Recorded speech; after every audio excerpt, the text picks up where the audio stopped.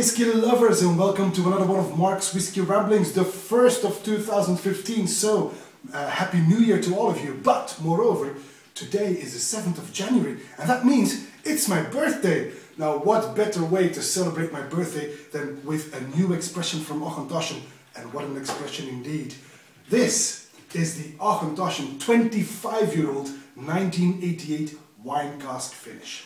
Now, I've spoken about wine casks finishes before from Auchentoshan, for example, the 11-year-old 1999 in one of the previous ramblings, and this is something else, because this is 25 years old. It was distilled in 1988. Oh, I was a blissfully unaware teenager at the time. I had just gotten my driving license.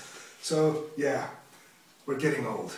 Anyway, this is the 1988, which matured for 8 years in bourbon casks, and then it got a finish of 17 years in wine casks, in red wine casks. So 17 years, that is, in my opinion, the longest finish ever in the whiskey industry. Well, truth be told, I wouldn't call it a finish, I would call it a second maturation, wouldn't you? I mean, 8 years in bourbon and then 17 years in wine casks? Wow.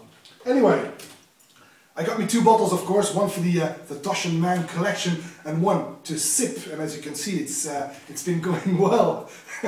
So it's the longest finish in the industry, like I said, and it is finished in red wine casks, and it's a mix. It's a mix. The red wine cask previously held Cabernet Sauvignon, but also Merlot and Petit Verdot, so all of them from the Bordeaux wine cask region. And I have to say, there was already a 1988 release a couple of years ago when it was 20 years old. This is from the same stock, and I presume in 5 years' time there will be more to come of this 1988, which is quite exquisite, as you will find out in a minute. And then it will be a 30 years old. That would be rather impressive, wouldn't it? Anyway, the 1988 wine cask finish, 25 years old, quite amazing. It's got this beautiful copper gold color, and it clings to the glass. Oh, this is magnificent. Really big fat drops coming down, revealing something of quite a full body indeed. It is bottled at 47.6% ABV, and only 1,800 bottles of this beauty were released, which basically means that there are only 1,798 bottles left out there for you. Right? Anyway, to my birthday. Here we go. On the nose. Oh. I get this wonderful mix of red fruit, plum pipe tobacco is in there as well. Some roasted nuts, some cocoa. It's rich and sweet. It's even got a bit of black grapes maybe. And there are some mild tannins in there. You can smell a bit of the oak, but it's not oaky at all. This is very rich and inviting, very succulent. It's broad, if you know what I mean.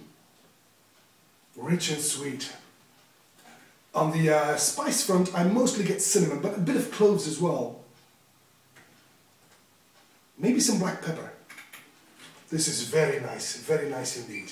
Auchentoshan is one of the few new makes that really is of such a delicate nature that it can mature for a very long time. And I always find red wine and whiskey to be a bit of a tricky mix, you know.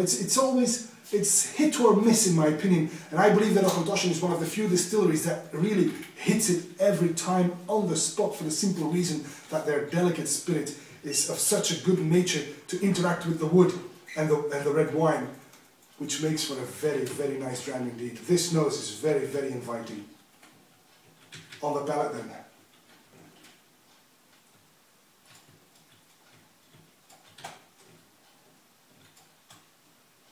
Wow, very soft arrival. Spicy, the cloves and the black pepper return. Cherries, plums, all the red fruit is in there. Some caramelized orange peel maybe. It's somewhat mineral as well. And it reminds me a bit of glue wine, you know, the warm wine that you can get at Christmas markets. A season that has just passed us. But this is 100 carat glue wine, let me tell you. This is so much more. Wow.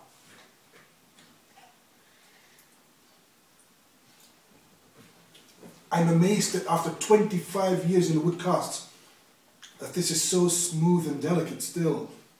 but very rich and inviting as well. The finish then.